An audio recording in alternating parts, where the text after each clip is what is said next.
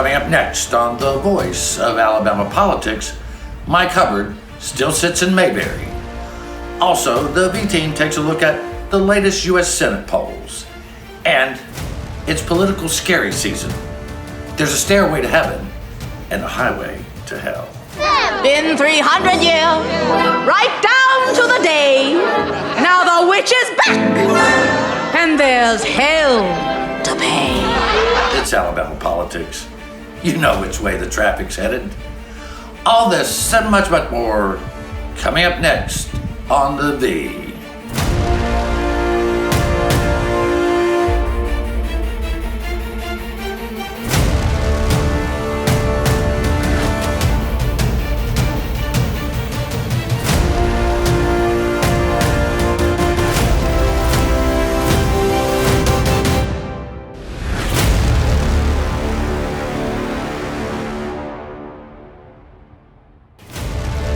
Welcome to The Voice of Alabama Politics, where we tackle the tough issues so you have the hard facts. I'm your host, Bill Britt, and today I'm joined by Josh Moon, investigative reporter and columnist at APR, and Susan Britt, my constant companion and research guru extraordinaire. Hello. Hello. Hey, Josh. Hey, guys. Josh, I wrote a column this week, and you write columns, I write columns. Sometimes we get in trouble for those columns. Not everybody likes what we write. Everybody loves me. I don't. Right. You keep on believing, brother. But I wrote that I didn't trust our legislature to recompile or remove racist language from the 1901 Constitution. There is an amendment on the November 3rd general election ballot that would give the legislature the opportunity to, one, remove racist language from our Constitution, which is morally a good thing to do. Mm-hmm. Two, it would allow them to consolidate certain parts of the Constitution. It would allow them to recompile certain provisions and to get rid of anything that's duplicative or repetitive. Now, We've seen them try to do this before. That didn't work out well. The fundamental question I asked was, do you trust the people in Montgomery to basically take a cut and paste approach to the Alabama 1901 Constitution? No. Yeah, no, I'm going to go no. This is consistently voted the most corrupt government in the United States. Alabama's is. Listen, I think that there are people who have very, very good intentions here. Okay, I do. I think that Senator Smitherman, Senator Coleman Madison, I think they have very, very good intentions on what they're doing, and I don't doubt them at all in what they're saying and what they're trying to do.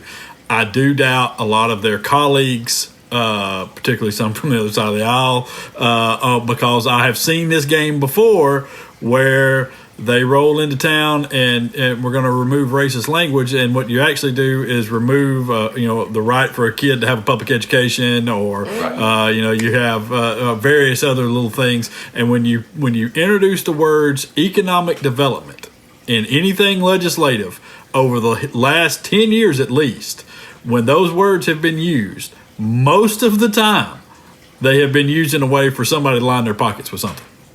Right, and I talked to some of the folks that took exception with what I wrote, and they said, well, it doesn't allow for any more money to go into economic development. Mm-hmm. And they said that, Wait.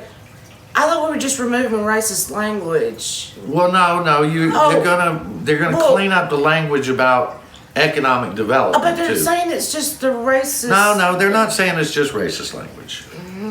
That's the fundamental underpinning. That's how they sell it. Yes, exactly. But yeah, they're doing more stuff. Anybody that has, Susan, you're a pretty good grammar Nazi. I mean, anybody with a rudimentary knowledge of textual construct knows that if you move a comma or add a semicolon, you can change the meaning of something dramatically, right? Absolutely. And the thing that really worries me is it not only do these legislators not know what they're doing to start with the Constitution, they don't understand moving a comma. So they can move a comma by accident and screw everything up. Josh, I remember this. There was a piece of legislation a couple of years ago that they didn't like the way that Mike Hubbard had written it for them. So they said, well, we'll outsmart Mike. And so they put a semicolon in one critical part, which made the next part actually a list. My point exactly. My point exactly. Well, I'll tell you, one of the old masters. Actually, there were two old masters at rewriting things without people figuring out what they were doing. One was John Knight, and the other one was Alvin Holmes. And those two guys, Alvin gets a lot of heat sometimes for things that he says, but that man was pretty smart in the way he did a lot of things. But I'll tell you, man, I don't doubt, and I don't know. Here's the thing: I do think there is some legitimacy here to what they're saying about the racist language and things like that, and it being embarrassing. And I do think that there is a need for us to go in and take a look at cleaning up our Constitution in some way. That said, you just. Oh man, you just kind of grimace when you talk about the people who are going to be doing it. And I know they say the LRS is going to be involved and all of that, but and LRS is nonpartisan. But listen, I mean, as someone who watches LRS and everything that goes on in the State House, they are beholden to whoever is in charge. Okay, let's not get crazy with this. LRS is beholden to whoever is in charge. Yeah, actually, they changed the name of that now. It's called the Legislative Service Agency. Oh, I thought it was the Legislative Republican Service Agency.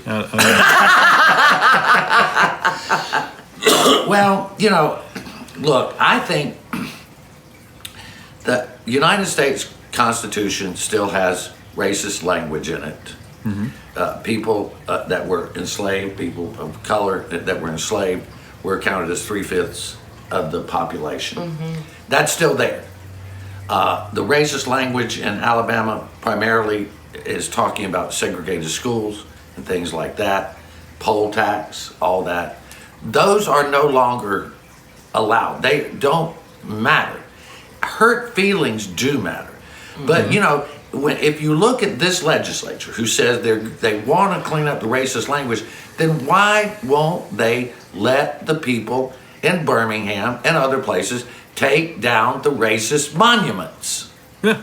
Yeah. I mean, you look at, if you're talking about deterring business, is what I believe the guise is here that they're that they're trying to do this under is that we're deterring businesses because we have this racist language in our Constitution. Well, there's been a lot of more embarrassing things that have driven away businesses. We've had pushes for a bathroom bill. We've had the monuments bill that was passed. We've had, just go down the list. The racist immigration bill that was passed a few years ago. The abortion ban that was passed last year. There have been a lot of things that have deterred a lot of businesses around because of our embarrassments here. And so I think we need to clean those things up before we get started on some others.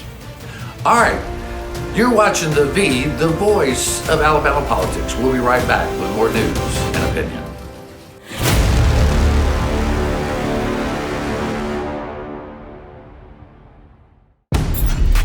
What's up, Alabama? It's Bo Jackson.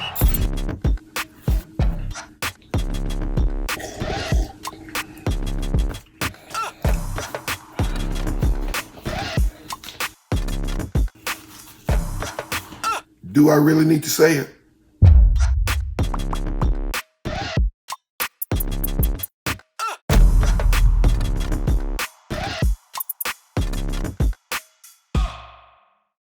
The United States was built on the foundations of life, liberty, and the pursuit of happiness.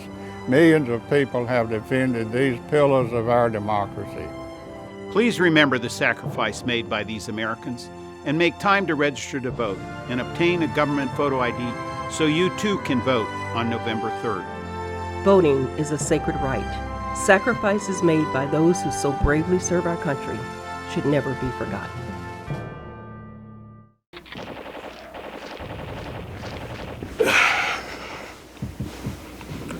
Hey man, what are you doing today? Play the game. Thought I'd go out for a drive later, maybe. Text some friends while I'm doing it. Scroll through social media. Kill a family 4 and a head on collision. Cool, man. Drive safe, Alabama. A message from your Alabama Department of Transportation. I'm John Merrill. As your Secretary of State, I will ensure that all Alabamians have the opportunity to participate in safe, secure, and fair elections. Due to the ongoing pandemic, anyone that wants to be an absentee voter should select the box on the application which reads, "I have a physical illness or infirmity which prevents my attendance at the polls." After enclosing a copy of your valid photo ID and following the directions completely, your voice will be heard and your vote will be counted. Through absentee, we'll see you at the polls.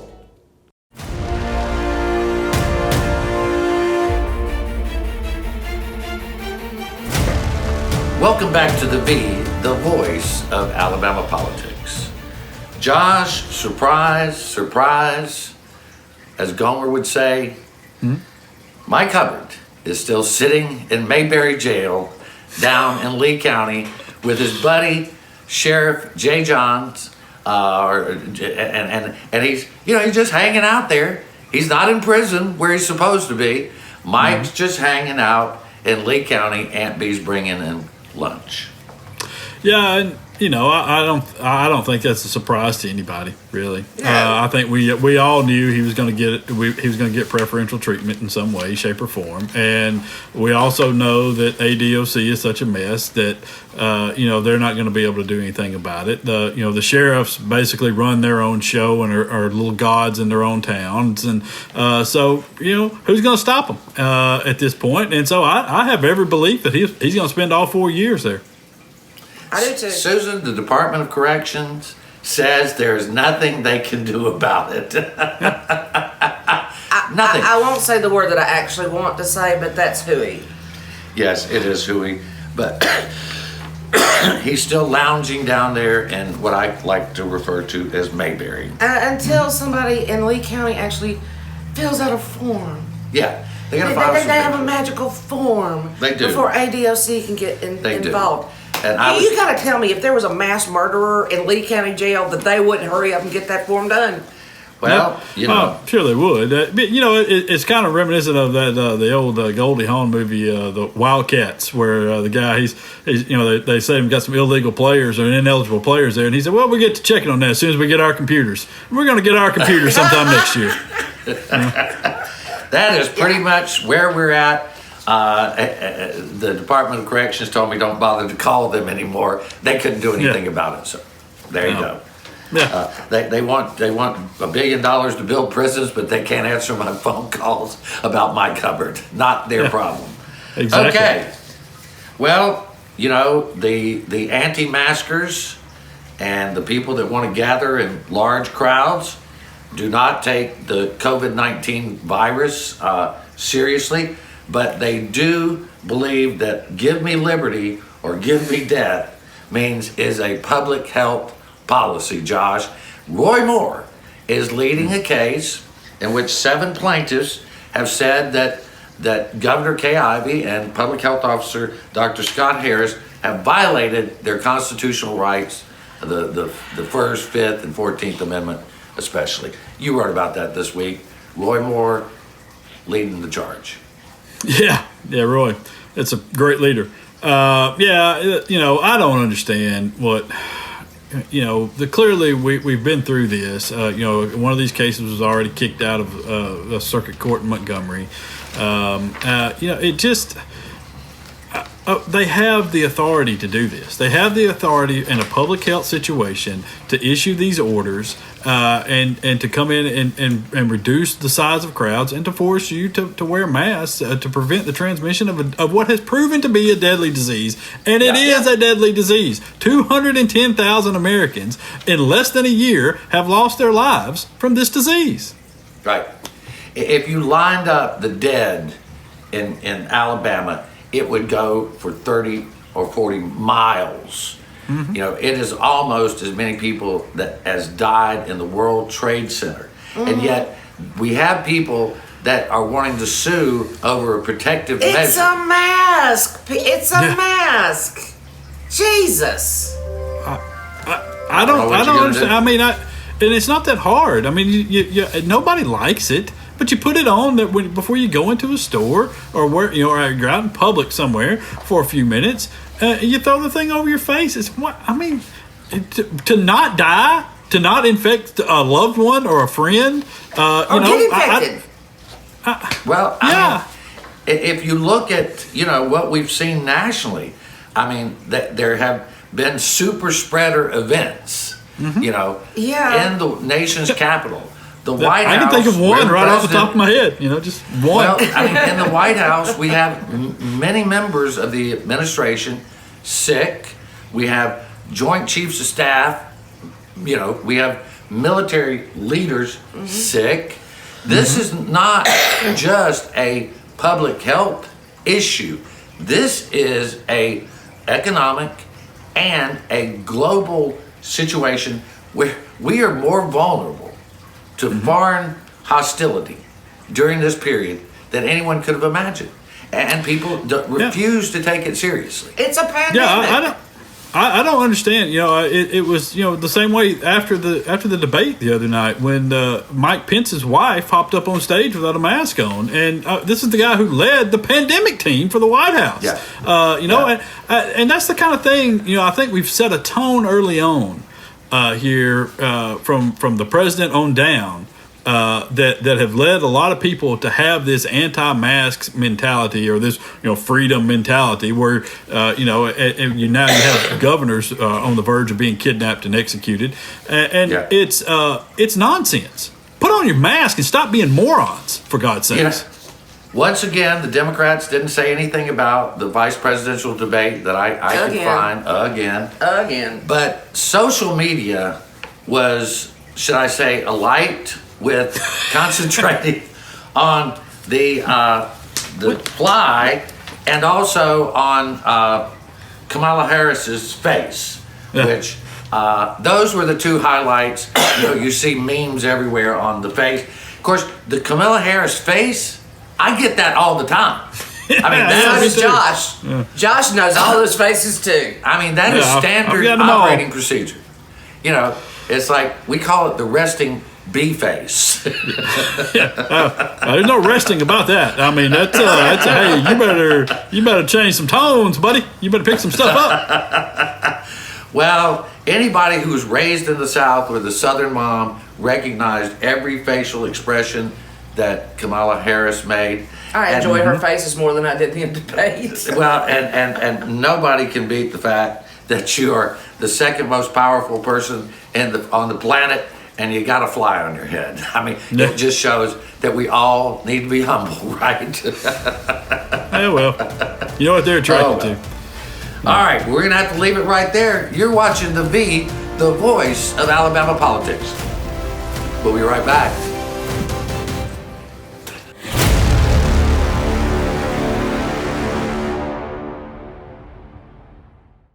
As we celebrate 100 years of women's suffrage, we reflect upon a time when we could not register to vote nor hold public office. But now, we have the privilege of representing the people of Alabama in the state legislature. We must continue to educate and empower women because together we can continue to shatter records and overcome barriers. Register to vote and obtain your photo ID so you too can exercise your right to vote on November 3rd. What are you doing today, babe? I thought I'd head down to the lake with the guys, do a little fishing. Of course, none of us will be wearing our seatbelts. I'll lose control of the truck, wrap it around a tree, and kill us all. Okay.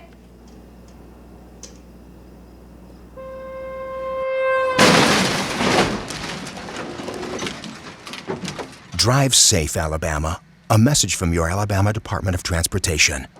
I'm John Merrill. As we prepare for the general election during the pandemic, it is important for Alabamians to step up and become poll workers. Poll workers are paid officials who protect the rights of registered voters at the polls. Contact your probate judge to learn more or apply online at alabamavotes.gov. If you're 16 or older and enrolled in high school or college, You can apply to become a student poll worker by contacting your probate judge or our office. We'll see you at the polls.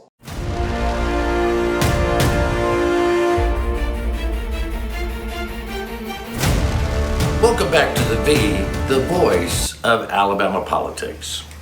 You know, the one thing we learned from rock and roll is that there is a stairway to heaven and a highway to hell. In Alabama, we understand in politics, we know which way the traffic is flowing, right, Susan? Yeah, we do. That's why you need a Downhill. highway. Yeah, Downhill. But Josh, this is politically scary season. I mean, there's a mountain of conspiracies out there. There's a mountain of lies.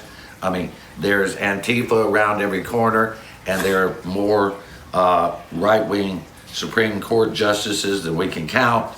And basically, it is down to the wire, and I don't want to get too much into national politics, but the kind of thing we're seeing nationally, we've been seeing in Alabama for decades, where it's just fear-mongering, and just lies. I remember one time when President Obama wasn't even running for election, they had a cartoon of this senator who was in bed with Obama, literally in bed. In bed. They were pulling the covers Not back. that he had anything to do with the president at that time, because the president wasn't running. But so nothing new here, is it? No, there's not, and I think that you see that a lot of times when people get desperate. I think that things are trending a certain way nationally. You see it in the poll numbers. You see it reflected in some things, and I mean you see it in some defections. From high-ranking senators on the Republican side now. They're trying to trend another way, and so I think you see those sorts of things when people can't talk about the substance of stuff. They tend to gravitate towards the idiocy and the things, the hot topics or the red meat, and and I think that's what you see out of this is it's more of that, just trying to throw something against the wall to see if something might stick. Yeah, and I mean, President Trump is going to win Alabama, I believe, by a sizable margin. So I don't really see why you have these people go on talk radio and go on and on and on about Antifa. And like Antifa is really hot here, right? We got a bunch of Antifa. They have nothing else to talk about. They're going on about who's a communist and who's a socialist, and I guarantee you that most of them I hear wouldn't be able to pick out a socialist from a communist if they sat on their head. But there you go. No, you can. And what's really troubling to me is that you have a Senate candidate, a U.S. Senate candidate right now, who is, there are serious topics to be discussed in this state. There are serious issues that are facing us, and you have a U.S. Senate candidate right now that don't want to talk about any of them, but will talk about this nonsense. Yeah, and we're going to get to him in a second here. The problem I see, Susan, is truth has become malleable. Morality, it's just become relative. And the worst thing is that these people get these jobs in politics by just showing up. It's fear-mongering. That's all it is. It's fear-mongering. They have no policies that they can talk about, but they can get people's attention by actually making them fearful. That's all. Well, it's a one-party situation. That's the biggest part of it here. Is that when you have two viable parties in a state or in the country, you often don't get to this sort of nonsense. You have people coming in and discussing things that actually matter to you because it's a tough race, and they've got to do that. They've got to have debates. They have to stand on the stage and tell you what they're going to do. Well, and I think this is the American people. And I think the people of Alabama that are not in politics, the normal people, really are concerned about their health care, their finances, COVID-19, raising their children, and having good education. I think this is what they care about. It's the base that cares about this. Of course, I remember when we first started covering a couple of years into covering the State House, the big show down there then was Duck Dynasty. And that's where a bunch of yuppies grew out their hair and their beards and started running around in the woods acting like idiots as long as they came back and prayed and ate supper. So this is the kind of legislature we had in the original days down there, We was they'd still run do. around and be idiots all day. Then they come back and pray and have supper and everything was good. What's changed? Well, we have the Kardashians and we have 90 days, whatever. Yeah. We have the Bachelorette. Oh. And there's all kinds of housewives of everywhere. But Josh, I'm sorry, but it is that mentality, that reality show mentality that permeates the culture into which you can't have a rigorous, intelligent debate about politics because people don't know any better. Yeah, I think that there are a number of issues that do kind of touch most people. The problem is getting to those and getting people to pay attention to those, and getting people to have a conversation about what actually does affect their lives, and to then take that conversation and apply it to an actual election, and to choose a candidate that best fits what they need out of their life. Well, we've invited Coach Tuberville to come on the V. We were told at one point he was going to do it, and then crickets, and we're going to ask again. We have not had any problem getting Doug Jones on because he doesn't mind answering questions. But to your point, Coach Tuberville looks to win. According to a recent poll, he could be leading as much as 12 points, and he doesn't, Susan, have any policies that we know of. Oh, he won't talk to anybody. How can you know what the guy's thinking when he won't even talk to anybody? He's had no policy issues at all that he's talked about. It's nothing on his website about them. I mean, he's just like, he's in hiding until after the election.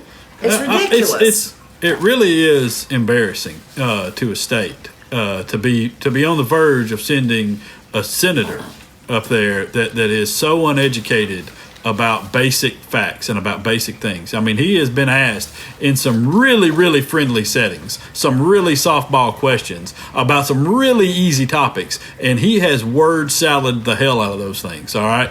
And I mean, it's just, it's nonsense to me what has come out of this, and it's embarrassing, and people should be ashamed.